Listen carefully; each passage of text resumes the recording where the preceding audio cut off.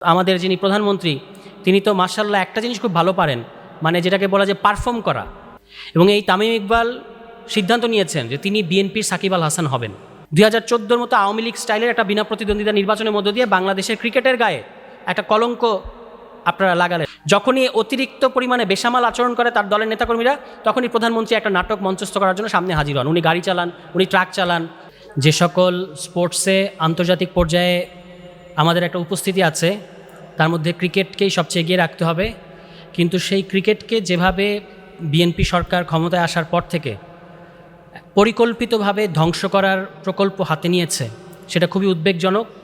এবং তারই ধারাবাহিকতায় আগামী পরশুদিন নির্বাচন হতে যাচ্ছে, আপনারা জানেন, যেটাকে আসলে 2014 সালের আওয়ামী লীগের যে একটা হাসিনার যে আমরা বিনা প্রতিদ্বন্দ্বিতার যে নির্বাচনের যে স্টাইল দেখেছিলাম, এর সাথে এই নির্বাচনের একটা হুবহু স্ট্রাকচারাল মিল আমরা দেখতে পাই।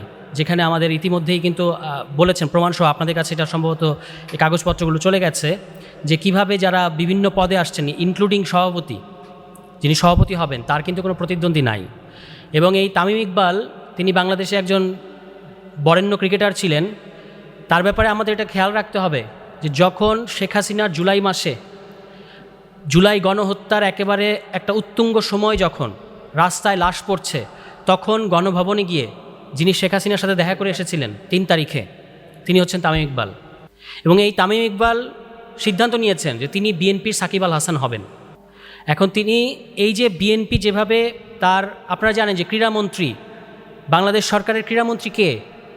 বর্তমান প্রধানমন্ত্রী, তিনি হচ্ছেন ক্রীড়ামন্ত্রী। এবং তিনি একজন তার মাইম্যান বসিয়েছেন ক্রীড়া প্রতিমন্ত্রীর জায়গায়, যিনি নির্বাচনে হেরেছেন, আমিনুল ইসলাম সাহেব। এবং তার ব্যাপারে স্থানীয় পুলিশ অফিসার থেকে সবাই বলছে যে উনি আমাদের এমপি, মানে তাকেই তারা এমপি মনে করে। এই ব্যক্তি দায়িত্ব গ্রহণ করার পরে বারবার বলেছেন, ক্রীড়ামন্ত্রী যিনি, তিনিও বলেছেন যে আমরা ক্রিকেট সহ স্পোর্টসকে দলীয়করণের ঊর্ধ্বে রাখবো, আমরা এর মধ্যে দলীয়করণ করব না। এবং এটা তাদের নির্বাচনী ইশতেহার যদি দেখেন, 31 দফা যদি দেখেন, সর্বত্র তারা বলেছে যে বাংলাদেশের যেগুলো সাংবিধানিক প্রতিষ্ঠান, যেগুলো সংবিধিবদ্ধ প্রতিষ্ঠান এবং যেগুলো স্বায়ত্তশাসিত প্রতিষ্ঠান, এই প্রতিষ্ঠানগুলোতে তারা দলীয়করণ করবেন না। এটা তাদের নির্বাচনী প্রতিশ্রুতি। কী মাত্রায় তারা মুনাফেক যে 3 মাসের মধ্যে যে দখলবাজিটা করতে শেখ হাসিনার আওয়ামী লীগ সরকার অন্তত কয়েক বছর লেগেছিল, সেটা তারা মাত্র 3 মাসের মধ্যে সাকসেসফুলি বাংলাদেশ ক্রিকেটকে, মানে তার মেরুদণ্ড ভেঙে দেওয়ার জন্য যা যা করার দরকার সবই কিন্তু বিএনপি সরকার করেছে। এবং তারা ফ্যামিলি কার্ডের কথা আপনাদেরকে বলছে, কিন্তু এখানে আপনারা অনেকে স্পোর্টস জার্নালিস্ট আছেন, আমি জানি যে বিএনপির সবচেয়ে চমকপ্রদ ফ্যামিলি কার্ড কিন্তু বিসিবিতে দেওয়া হচ্ছে। আপনারা এই যে অ্যাডহক কমিটিটা যদি দেখেন, বিএনপির স্থায়ী কমিটির 3 জন গুরুত্বপূর্ণ নেতার 3 সন্তান অ্যাডহক কমিটিতে জায়গা পেয়েছেন। সম্ভবত তারা নির্বাচনও করবেন এবং এই অ্যাডহক কমিটিকে আবার তারা নির্বাচনও করাবে। তাহলে ফ্যামিলি কার্ড কিন্তু এখানে দেয়া হচ্ছে। এবং যদি কাউন্সিলরের তালিকা দেখেন, বিভাগীয় পরিচালকদের তালিকা দেখেন, সমস্ত জায়গায় প্রতিমন্ত্রীর হয় ভাই, না হলে সন্তান, না হলে নাতি, না হলে এরকম, মানে অথবা বিএনপির সরাসরি পদধারী লোক, এমনকি সিটি কর্পোরেশনের প্রশাসক পর্যন্ত এখানে আছেন। এর পাশাপাশি পলাতক আওয়ামী লীগের বিভিন্ন পর্যায়ের নেতাদেরকেও তারা এই পদগুলোতে জায়গা দিয়েছে। এরকম ফ্যামিলি কার্ড এবং দলীয় কার্ড এইভাবে ক্রিকেট আঙ্গনে দেওয়ার কিন্তু বাংলাদেশে অতীত নজির নেই। এমনকি আওয়ামী লীগও এই পর্যায়ে পর্যন্ত যেতে পারে নাই। এবং এই পুরো ঘটনাটাই ঘটছে দুটো শক্তির ইন্ধনে। বিএনপি এখানে আমরা সামনে দেখতে পাচ্ছি মাত্র। এই দুটো শক্তি হচ্ছে, একদিকে পতিত আওয়ামী লীগ, যেটার কথা ইতিমধ্যে আসলো যে লন্ডনে গিয়ে পাপনের সাথে দেখা সাক্ষাৎ করে পুরো সেটআপটার সাথে কিন্তু তিনি জড়িত আছেন। এবং এর সাথে জয় শাহ, বিজেপির অমিত শাহর সন্তান এবং এখন সম্ভবত আইসিসি তিনি প্রেসিডেন্ট, এই ভদ্রলোকের প্রচ্ছন্ন প্রশ্রয়ে বাংলাদেশের ক্রিকেটকে ধ্বংস করা হচ্ছে। অর্থাৎ বাংলাদেশের ক্রিকেটকে ধ্বংস করার পেছনে ইন্ডিয়া, আওয়ামী লীগ এবং বিএনপি একযোগে মিলেমিশে আমাদের যেটা গর্বের জায়গা, আমাদের কোটি কোটি তরুণদের যে ভালো লাগার যে জায়গাটা, সেই ক্রিকেটকে ধ্বংস করছে। এটা আমরা ন্যাক্কারজনক মনে করি। সম্প্রতি জয় শাহর প্রতিনিধি হয়ে এখানে 2 জন আইসিসির প্রতিনিধি এসেছিলেন, এটার ব্যাপারেও মিথ্যাচার করা হয়েছে। বলা হয়েছে তারা নির্বাচন পর্যবেক্ষণ করতে এসছেন। তো নির্বাচন পর্যবেক্ষণ করতে আসলে ওনারা এখন কোথায়? ওনারা তো চলে গেছেন বাংলাদেশ থেকে। ওনারা মূলত এসেছিলেন আমিনুল ইসলাম বুলবুলের যে ক্রিকেট বোর্ড, সেই ক্রিকেট বোর্ডের তারা যে অভিযোগগুলো করেছিল সেই অভিযোগগুলো তদন্ত করতে। একটা খুব সহজ প্রশ্ন, যে এই যে হায়দ্রাবাদে আইসিসির যে সভাটা হয়ে গেল, সেখানে বাংলাদেশ ক্রিকেট বোর্ডের বর্তমান যিনি সভাপতি মানে অ্যাডহক কমিটি যিনি প্রধান তামিম ইকবাল সাহেব কেন দাওয়াত পেলেন না? কারণ জয় সাহা যাতে মাতাল হলেও তাহলে ঠিক আছেন, গোপনে গোপনে তিনি তামিম ইকবালকে সমর্থন দিলেও তিনি আইসিসির মতো জায়গায় বসে থেকে এই অবৈধ কমিটিকে কখনোই মানে তামিম ইকবালকে ইনভাইট করা মানে হচ্ছে অবৈধ কমিটিকে বৈধতা দেয়া, সেটা তিনি দেবেন না। এবং এই কারণে কিন্তু বাংলাদেশ ক্রিকেট বোর্ড, এটা খুবই লজ্জাজনক আমাদের দেশের জন্য যে বাংলাদেশ ক্রিকেট বোর্ডের কোনো প্রতিনিধি পাঠিয়েছেন তামিম ইকবাল সাহেব, কিন্তু তামিম ইকবাল বোর্ড প্রধান হিসেবে কিন্তু সেখানে যেতে পারেন না। তিনি বলেছেন আমি নির্বাচন নিয়ে ব্যস্ত। নির্বাচন তো আপনার করার কথা না, নির্বাচন তো করবে নির্বাচন কমিশন। এবং যারা আইসিসি যে প্রতিনিধিরা আসলো তারাও তো নির্বাচন কমিশনের সাথে বসলো না, তারা বসেছেন আপনার সাথে, তারা বসেছেন আমিনুল ইসলাম বুলবুলের সাথে। কিন্তু আপনারা আমিনুল ইসলাম বুলবুলের ওই বোর্ডের সাথে যেন তারা বসতে না পারে সেজন্য যত কিছু করা সম্ভব করার চেষ্টা করেছেন, কিন্তু সফল হন নাই। তো এইভাবে করে আমাদের যে মানে অন্যান্য সমস্ত ব্যাংক থেকে শুরু করে অন্যান্য প্রতিষ্ঠানে বিএনপির কর্মকাণ্ডগুলো তো আমরা দেখতেই পাচ্ছি যে মনে হচ্ছে তাদের আমাদের পবিত্র কোরআন শরীফে যেমন বলা হয়েছে যে মানব জাতির তোমাদের বড়ই তাড়াহুড়া, বিএনপি সরকারের এত তাড়াহুড়া যে তারা 3 মাসের মধ্যে আমাদের ক্রিকেটটাকেও ধ্বংস করে যে জায়গায় নিয়ে যাচ্ছে। এখান থেকে বাংলাদেশ ক্রিকেট এরপরে আপনি দেখবেন যে একটা অন্য দেশের ডোমেস্টিক লেভেলে একটা জেলা পর্যায়ের দলের সাথেও বাংলাদেশ ক্রিকেট বোর্ড দল হেরে আসবে।